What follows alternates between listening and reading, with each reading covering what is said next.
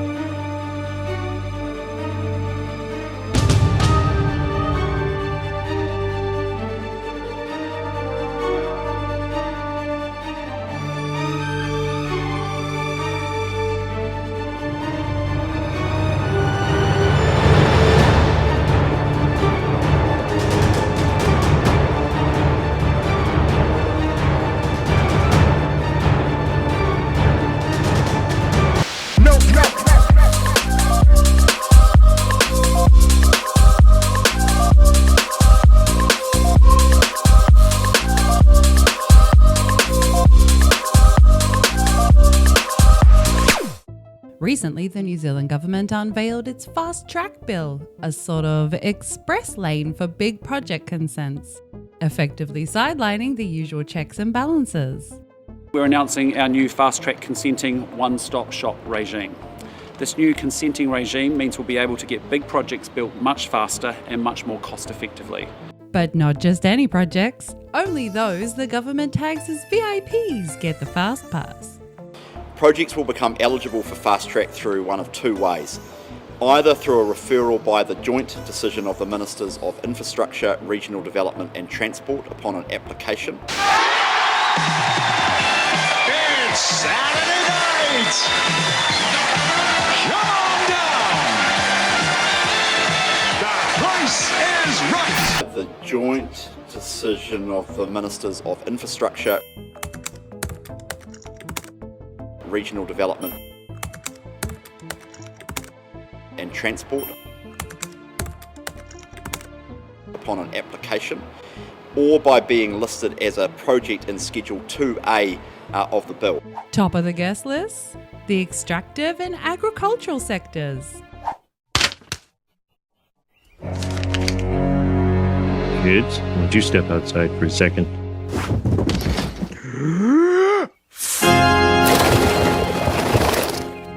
This piece of legislation flows from the commitments that were entered into in our coalition agreement.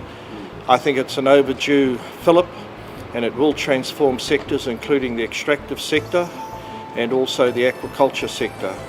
Shane Jones was quick to shine a spotlight on the extractive sector, dubbing it a key player in New Zealand's economic ensemble. There will inevitably be lots of interest pertaining to the extractive sector. As the Minister, I've been mandated to work with that sector and try and generate more export-led growth outcomes. Inevitably, people will challenge whether or not certain industries should continue to exist in New Zealand or indeed be entitled to come through this process. But the extractive sector is a legitimate, genuine part of a diverse economy. It seems the government is bracing for the blowback.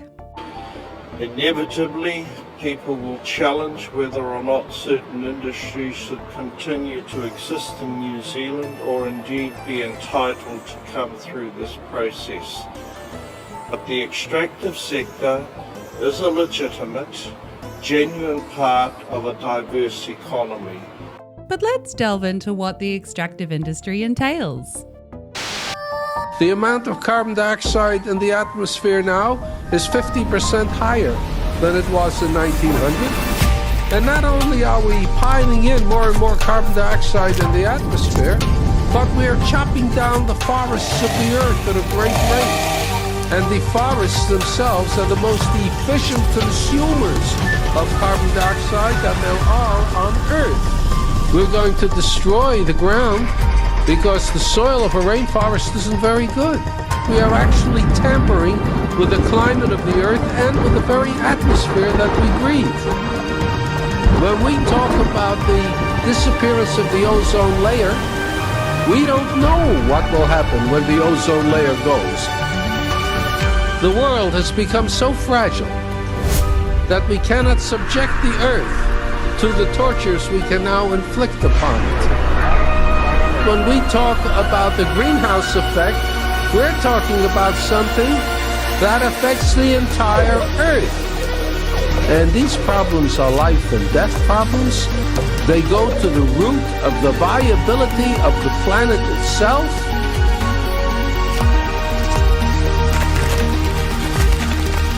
Imagine mining and quarrying operations. Essentially, the Earth's non-renewable resources getting the VIP exit. And why might this raise eyebrows? Well, resource extraction is a heavyweight contender for the title of top carbon emitter worldwide. So when we talk about the negatives of electric cars, well, let's just say there's more to the story. Just look across the valley next door. That's what it used to be like, you know, one of the most diverse forests on the planet, and now it's a wasteland.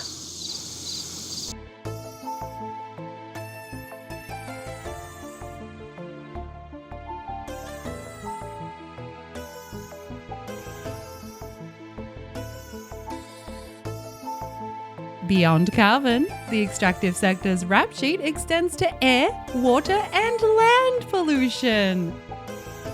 And here's what's driving the pollution: open-pit nickel mines. Local says when it rains, sediment is washed into the sea, burying coral reefs that sustain fish and other marine life. This footage was taken by a local conservationist, alarmed by the damage. Over there used to be a valley and a stream that's now covered up with thousands of feet of boulders. That's never going to be the same again. And it's over 2,000 miles of streams have been buried in Appalachia, some of the most diverse streams on the planet, some of the cleanest water on the planet. And that is a huge loss to this part of the world. When that rock material is pushed over the edge of the now flattened mountain, it ends up dissolving a lot of minerals into the water, things like iron, magnesium, calcium, and organisms can't tolerate that. So it kills organisms in the stream. And so that material, that water that is now heavily polluted, runs out of the base of the valley fill into streams and eventually into rivers below. Not to mention its knack for biodiversity reduction and fostering social ills, ranging from human rights abuses to health and safety nightmares and even murder.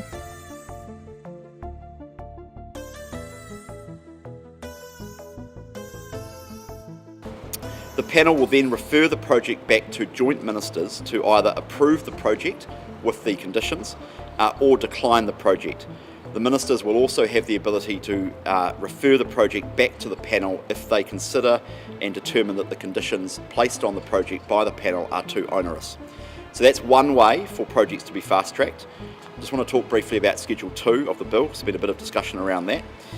Schedule 2A of the bill will contain projects which will be automatically referred into the fast-track process once the bill passes into law. In simpler terms, the government's message seems to be, we're mining our way to prosperity, objections be damned, and we're doing it with the help of our farmers under the watchful eyes of Groundswell and Jordan Williams, who, in turn, play chess under the Atlas Network's shadow.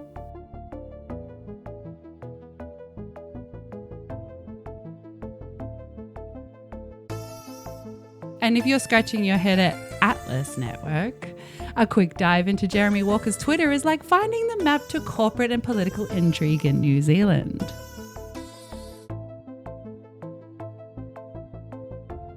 Now about the treaty with Māori.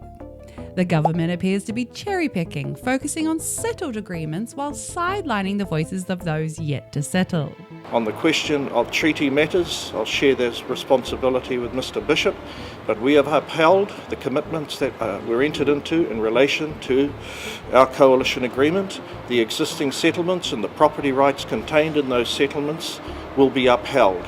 There will be ample opportunity for those settlement entities and other groups of Māori who may not have entered into settlements to date to participate in the processes. Their views, their perspectives will be actively sought out by the statutory decision makers.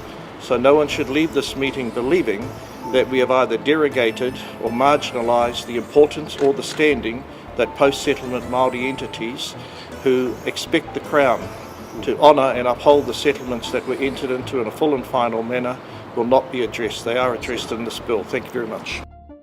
New Zealand's breathtaking landscapes are now on the front line, with the right-wing coalition government ready to roll out the red carpet for big oil and mining.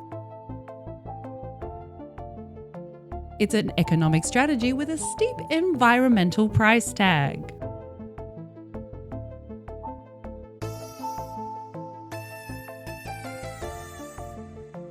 And in this grand scheme, Māori rights stand as the final bastion. The treaty with Māori is not just a historical document, but a living, breathing obstacle for those pushing for unchecked exploitation.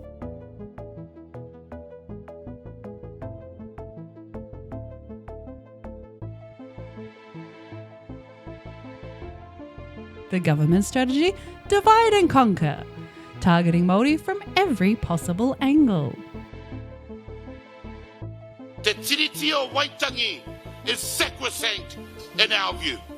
We don't expect to be just spoken to. We want the opportunity to be walking side by side. If there is any measure of meddling with the Treaty of Waitangi, Māori will not sit idly by. Amidst these unfolding events, it's crucial to understand the historical backdrop of Māori land ownership and the profound impact colonisation and the subsequent settlement have had on these lands. Prior to the signing of the Treaty of Waitangi in 1840, Māori owned virtually all of New Zealand's land. However, by the early 20th century, through various means, including but not limited to confiscations, unfair purchases, and the native land court system, Māori land holdings had drastically dwindled. Today, Māori directly own less than 5% of New Zealand's land, a stark contrast to the pre-colonial era. This erosion of land has not just been a loss of acreage, but a profound disconnection from the cultural, spiritual, and economic basis of Māori life.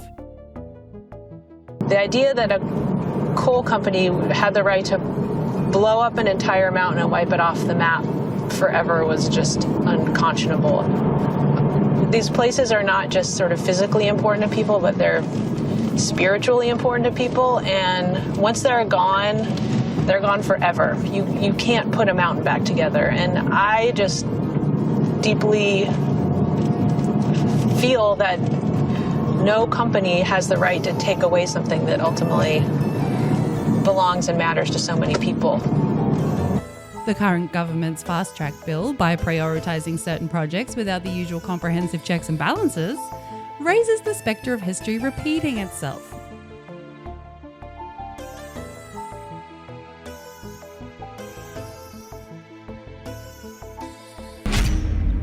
Governor Grey is one of the most controversial figures in the whole of New Zealand history. He'd first served as Governor of New Zealand in 1845 to 1853, and at that time had been responsible for abandoning some of the rules of Te Tiriti about the right of rangatira to retain their lands. So when Grey arrives, the war in Taranaki is sort of petering on. It hasn't been successfully resolved. But Grey is primarily concerned with the kingitanga, which he sees as the big threat. He piko, he taniwha, te kingitanga kua tae mai. Ngā tika hungunu, kua tae mai. Grey comes in and he has a two-pronged policy. The first is a peace policy, which is to ensure that runanga are established across the country, to give some degree of self-government, and to undermine the independence of the King movement. But he also has a war policy. So he starts building the Grey South Road, he starts getting surveys done of the kingitanga territory.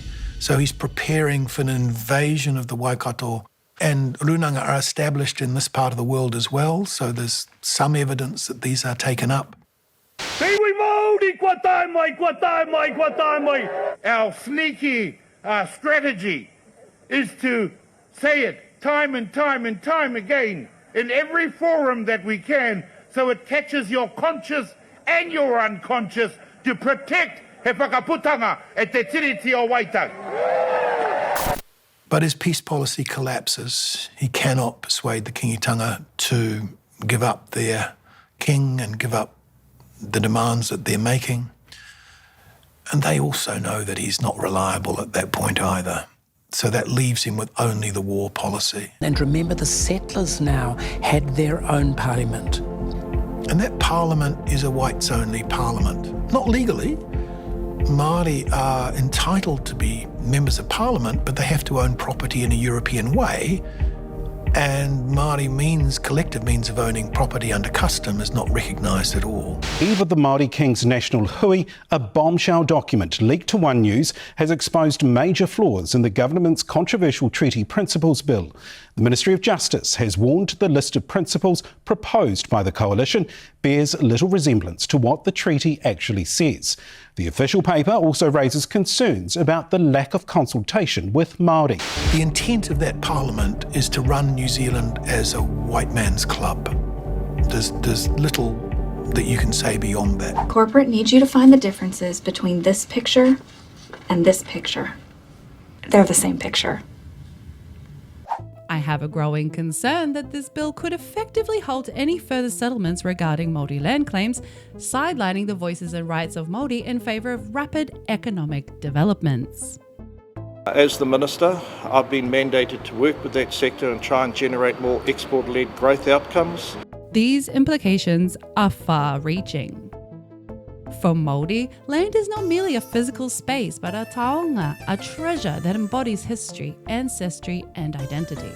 Wa tae mai a Aotearoa I te rānei, ki te tuku, I te ihi, kia rongo ai tēnei kāwanatanga, ka aria rātou te mana ki tēnei whenua. That idiot over there want to squash the treaty, squash his own nose, sick of it. All they do is make excuses and now they want to turn our treaty off. They came with banners and signs urging the government to honour te tiriti. The settlement process, albeit slow and complex, has been a crucial pathway for redress, reconciliation and the return of some lands to Māori ownership. Any action that might halt or undermine these settlements threatens not just the letter of the Treaty of Waitangi, but its spirit, further entrenching the injustices of the past.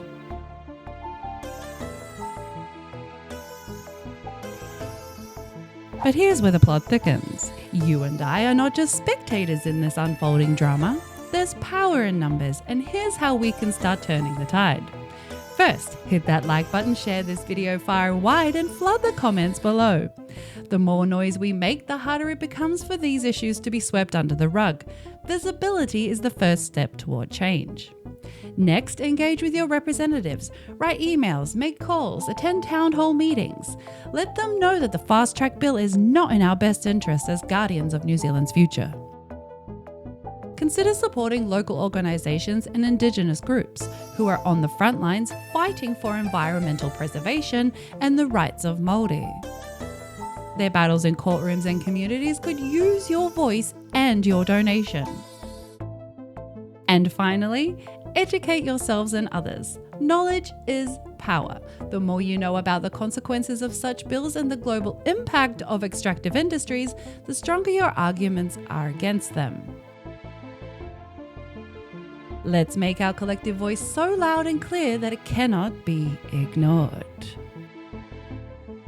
Together, we can protect the heart and soul of New Zealand. It's not just about preserving what we have today, it's about safeguarding their environment for future generations.